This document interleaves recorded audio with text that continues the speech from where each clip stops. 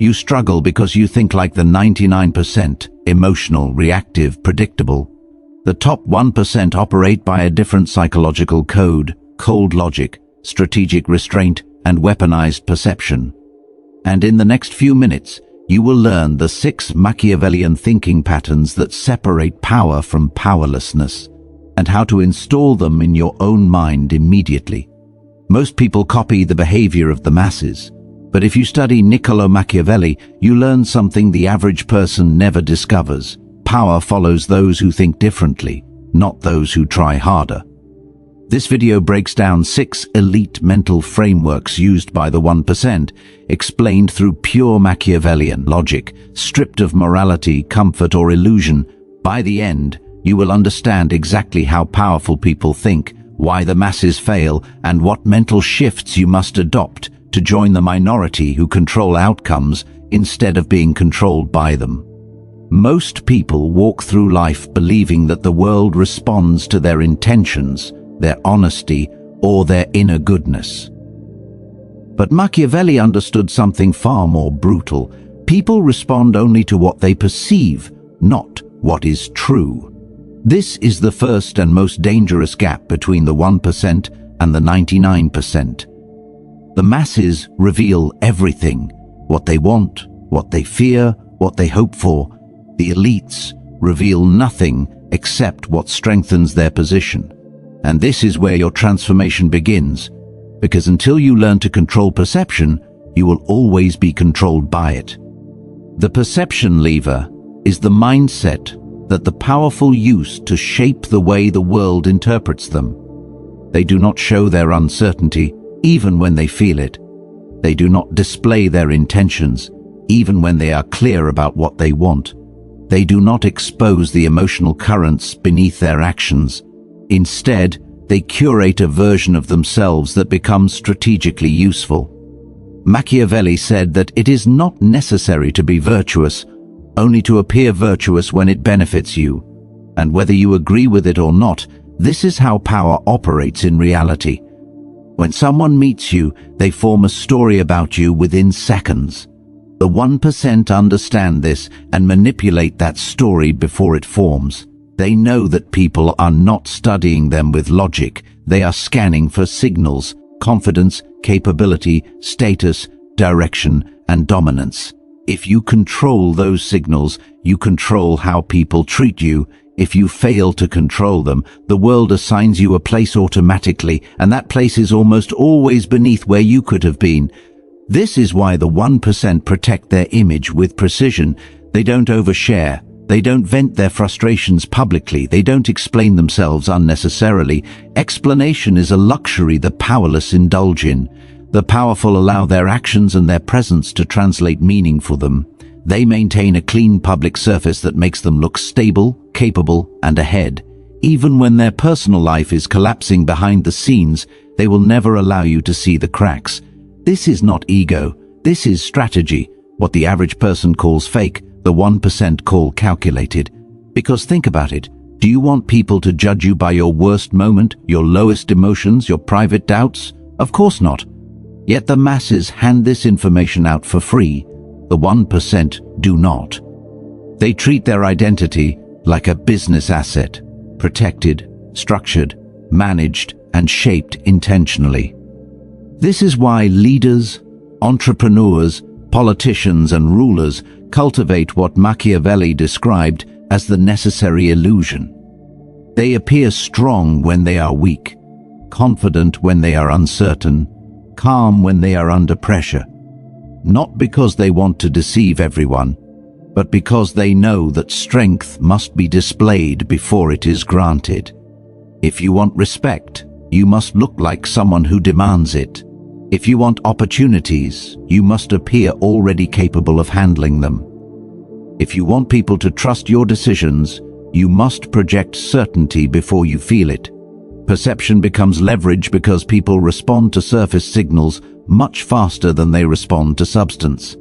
Someone who looks disciplined is given trust before they have proven discipline. Someone who appears authoritative is listened to even before they speak. Someone who walks with controlled confidence is treated differently than someone who looks unsure, and the elite know this. They weaponize it. They understand that the world is not fair, so they stop expecting fairness and start mastering the terms of influence. Your job, if you want to rise out of the 99%, is to become intentional about the aura you project. Every room you enter, you must decide how you want to be interpreted. Every conversation you have, you must understand that you are creating a version of yourself in the mind of another person. This version determines what respect you receive, what access you're granted, and what opportunities flow toward you. The perception lever isn't about lying. It's about engineering who you become in the eyes of those who encounter you. And once you master this, the world stops evaluating you randomly and starts responding to you the way you choose to be seen. The moment you allow your emotions to choose your actions, you surrender your power. This is the fundamental difference between the 1% and the rest of the world. The masses live inside their reactions. They feel something and immediately act on it. Anger pushes them into conflict. Fear pushes them into retreat. Excitement pushes them into impulsive decisions, and insecurity pushes them into seeking validation. The elite do not operate this way. They build what Machiavelli would call an emotional firewall, a psychological filter that separates what they feel from what they do.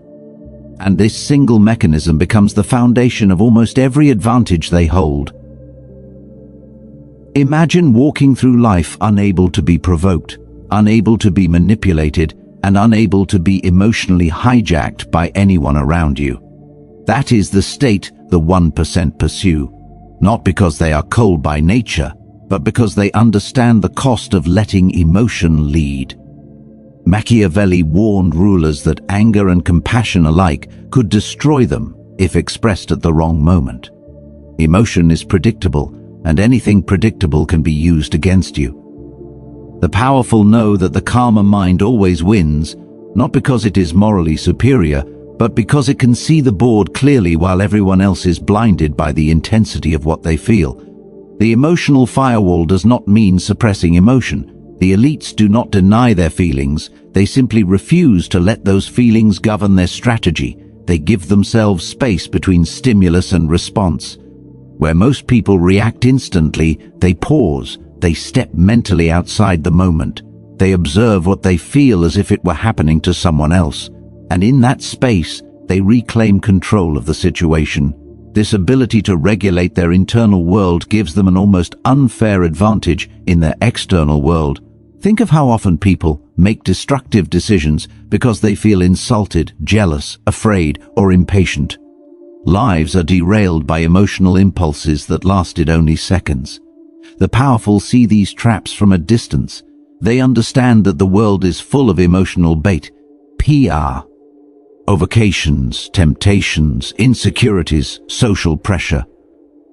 These traps work only because the masses cannot control their own reactions. But once you build an emotional firewall, you stop taking the bait. You stop giving people the satisfaction of seeing you rattled. You stop handing control to anyone who knows how to trigger you. When someone tries to intimidate the 1%, they don't react. When someone disrespects them, they don't explode. When someone provokes them, they don't take the obvious retaliation path. They analyze, they calculate. They ask themselves a simple question: what action gives me the greatest advantage right now? And they choose based on strategy, not emotion. This is why powerful individuals often appear calm, indifferent, or unbothered. Not because they feel nothing, but because they refuse to let their feelings weaken their position. The emotional firewall also protects the elite from self-sabotage. They don't make financial decisions in excitement. They don't make relationship decisions in loneliness. They don't make life decisions in fear. They recognize that emotion distorts perception, and distorted perception leads to bad judgment. They build internal discipline to ensure they act only from clarity, and clarity is a weapon that the masses rarely possess because they are drowning in constant emotional noise. When you develop this firewall, people lose their power over you. Manipulators fail because their emotional triggers stop working. Critics fail because their opinions no longer affect your direction. Situations that used to overwhelm you begin to feel manageable. You become someone who can handle conflict without collapsing, someone who can face pressure without panicking, someone who can make decisions without regretting them later.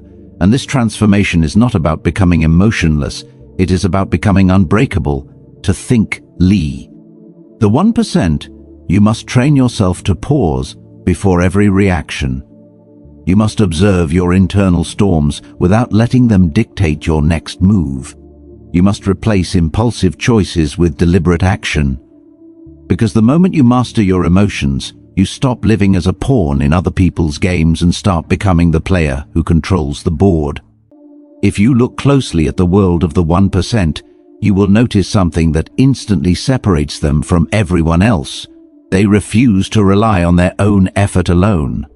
They operate by a different law, a law that most people never learn because they are too busy trying to work harder instead of smarter. This law is what I call the leverage equation.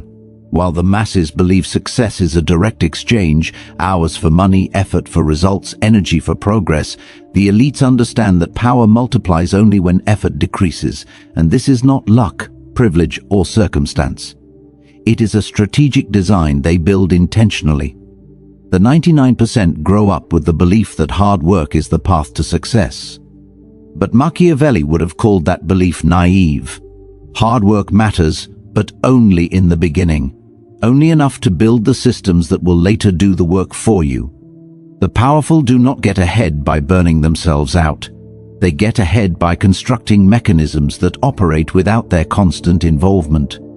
They understand that relying on personal labor limits your growth, but relying on leverage expands it beyond what you alone could ever produce.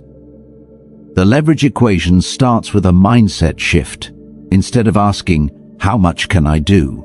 the 1% ask, "How much can I get done without me doing it?" This single shift changes everything. It transforms how they approach money, influence, business, relationships, and opportunity. They stop thinking in linear terms and start thinking exponentially. They search for ways to widen the gap between the effort they put in and the results they receive. And once this becomes their default way of thinking, the world around them begins to shift in their favor almost automatically. Look at entrepreneurs, investors, political leaders, powerful executives, and even historical rulers. Their advantage did not come from doing everything themselves. It came from building a network of leverage around them. They used systems, alliances, reputations, technologies, capital, and delegated power to extend their reach. A single decision made by the elite can have the impact of 10,000 actions made by the average person. That is the difference between effort and leverage. Machiavelli often wrote about the importance of using other people's strengths, resources, and motivations to advance your own goals. He understood that rulers win not by exerting the most force, but by channeling the force of others. Modern elites still follow that philosophy. They form strategic partnerships, surround themselves with people who add value, use information to create advantage, and deploy money in ways that multiplies itself. They think like architects rather than laborers, building structures of influence that keep paying them long after the initial effort is done. The masses try to do everything themselves, believing that independence equals strength. The 1% know that independence is only powerful when supported by leverage. They delegate tasks that don't require their mind. They automate processes that drain their time. They invest in assets that grow while they sleep. They use reputation as currency, opening doors without needing approval. They create systems so efficient that the world continues moving in their favor even when they step back. This is not laziness, this is strategic intelligence. If you want to think like the 1%, you must begin viewing your life as a set of leverage points. Every hour you spend should produce 10 hours of return. Every action should create a ripple effect. Every decision should set up a chain reaction that gives you more than it costs. This is why the powerful seem to rise faster than everyone else. They are not working 20 times harder, they are multiplying the impact of every minute they work. When you shift your mindset from effort to leverage, you stop competing with people who rely on their own energy. You build advantages that cannot be matched by sheer force. You create a life where momentum works for you instead of against you. And once you taste what leverage feels like, you will never again be satisfied with a life where your output depends on how exhausted you are. There is a reason the 1% appear untouchable, unshaken, and perpetually in control. It is not because they are invincible, it is because they understand the power of distance. The strategic distance principle is the silent weapon that the elites use to protect their influence, control their narrative, and maintain psychological dominance over everyone around them. While the 99% cling, chase, over-explain, and constantly make themselves available, the elite do the opposite. They create intentional space. And in that space, power grows. Distance is not avoidance. It is not withdrawal. It is not indifference. It is a calculated separation that allows you to move without being monitored, to think without being interrupted, and to influence without being controlled. Machiavelli wrote that a ruler must never allow himself to become too familiar, because familiarity breeds vulnerability. When people believe they know everything about you, they stop respecting you. When they can reach you whenever they want, they stop valuing you. But when you control access, when you decide who gets your time, your presence, and your energy, you instantly shift into a position of authority. The 1% understand that distance creates mystique. It creates tension. It creates uncertainty in the minds of others. And uncertainty is power. When people don't know your next move, they cannot sabotage it. When they don't know what you're feeling, they cannot weaponize it. When they don't know what you're planning, they cannot compete with it. This is why powerful people keep their inner circle small, their schedules protected, and their intentions hidden behind a wall of selective communication. The masses overshare every detail of their lives. They broadcast their emotions, their frustrations, their failures, and their ambitions. They make themselves predictable, and predictability is weakness. The elites reveal only what is strategically beneficial. They control the flow of information like a ruler controls the gates of a fortress. Because information is currency, and you lose leverage every time you give it away for free. The strategic distance principle also explains why powerful individuals do not engage in every argument or respond to every provocation. They understand that attention is a resource. The more selective you are with it, the more valuable it becomes. When you pull back your presence, people lean in. When you become scarce, people notice. When you stop reacting immediately, others feel the weight of your silence. Silence becomes a message, and controlled absence becomes influence. The 1% use this psychological effect purposefully, creating a dynamic where people work harder to impress them, reach them, or earn their approval. Distance also protects the elite from being pulled into emotional chaos. When someone tries to drag them into drama, they step back. When someone demands an instant response, they step back. When someone pressures them to explain, justify, or defend themselves, they step back. This ability to stay detached keeps them from acting impulsively or exposing their vulnerability. It gives them time to observe, analyze, and make decisions with clarity rather than desperation. Machiavelli warned that a ruler must always remain slightly out of reach, maintaining enough presence to inspire loyalty but enough distance to command fear and respect. Modern elites follow this principle with precision. They show up selectively, speak when necessary, and disappear the moment they sense that their presence is losing its power. They do not cling to opportunities, relationships, or conversations. They let others feel their absence, and in doing so, they increase their influence without lifting a finger. If you want to rise in power, you must stop making yourself endlessly accessible. You must stop responding instantly to every message. You must stop giving your attention to people who drain your energy. You must learn to create space. Space for others to miss your presence, to respect your boundaries, to value your time, and to wonder what you're planning. Distance makes you unpredictable. Unpredictability makes you powerful, and power grows strongest in the silence between your moves. If you study the 1% long enough, you will notice something that seems confusing. At first, they often behave in ways that appear contradictory. They will be generous in one moment and ruthless in the next. They will appear humble in public, but assert dominance behind closed doors. They will act predictable in small matters, but become completely unpredictable in the moments that matter most. And this is not inconsistency. This is not hypocrisy. This is what I call the power of controlled contradiction, a Machiavellian tactic that destabilizes opponents, disorients competitors, and prevents anyone from fully understanding the true nature of your strategy. The masses are obsessed with being consistent. They want to appear the same in every situation, in every relationship, under every condition, because they believe consistency equals integrity. But Machiavelli understood a different truth. Total consistency makes you readable, and readability makes you vulnerable. When people can predict your next move, they can control your next move. When they know your principles never bend, they can trap you within those principles. When they know exactly how you will react, they can design situations that exploit your predictability. The 1% refuse to give the world that advantage. They craft a personality that is stable on the surface, but strategically flexible underneath. They hold core values, but their methods shift like water, adapting to the situation, adjusting to the opponent, changing based on what gives them the upper hand. This is the essence of controlled contradiction. It creates a moving target.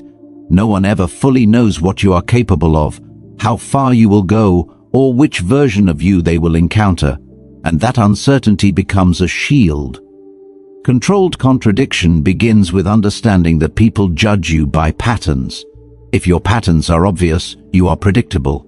The elite deliberately disrupt those patterns just enough to keep others unsure. They enforce boundaries most of the time, but break them when a higher goal demands it. They appear patient and calm, yet strike with overwhelming force when opportunity appears. They look approachable, yet maintain an aura that warns others not to overstep. This duality keeps everyone slightly off balance, and someone off balance cannot compete. Look at Historica. Rulers, corporate leaders, and powerful strategists. They often maintain two faces, the public face and the strategic face. One face makes people comfortable, the other keeps people cautious. The combination creates influence. Machiavelli insisted that a ruler must be both fox and lion, gentle when necessary, terrifying when required. If you are always the lion, people fear you, but eventually unite against you. If you are always the fox, people like you but eventually exploit you. Controlled contradiction allows you to be both without being trapped in either identity. The masses misunderstand this tactic because they see contradiction as moral failure. They think flexibility is weakness, that changing strategy means losing integrity. But the 1% see contradiction as adaptability.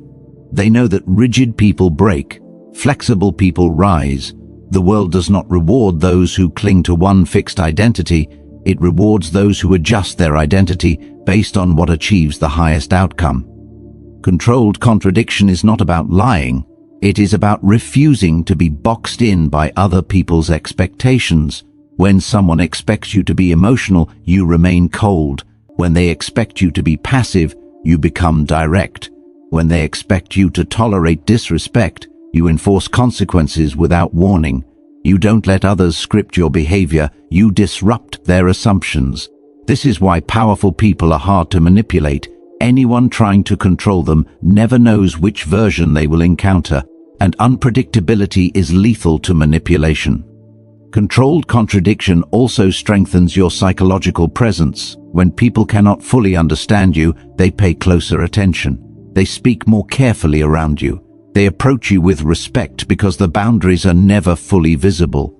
They do not get comfortable enough to take advantage of you, nor confident enough to challenge you casually. You remain a figure of quiet authority, someone they cannot decode, someone they cannot place in a simple category, someone whose actions carry more weight precisely because they are not always predictable. To think like the 1%, you must break free from the need to be understood. You must let go of the desire to appear the same in every situation. You must embrace the strategic advantage of becoming a multifaceted force. Controlled contradiction is about shaping yourself into a figure that others cannot fully grasp, someone who adapts without warning, shifts when necessary, and acts according to strategy rather than consistency.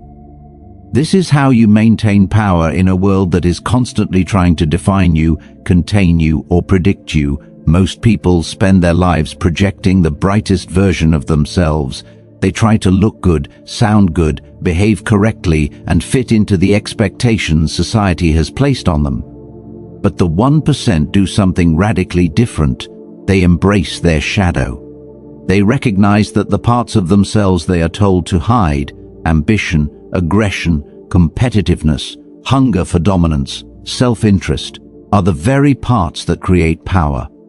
This is what I call the shadow advantage, the ability to use the darker, more primal aspects of human nature as a strategic force rather than something to run from. The masses suppress their shadow and end up becoming predictable, harmless, and easily controlled. They fear being judged, so they dilute their intensity. They fear appearing selfish, so they overgive. They fear appearing ambitious, so they shrink. They fear confrontation, so they tolerate disrespect. And in doing so, they hand their power away to anyone bold enough to claim it. The elite know better. They channel their shadow instead of denying it. They don't show it constantly, but they keep it sharpened, disciplined, and ready.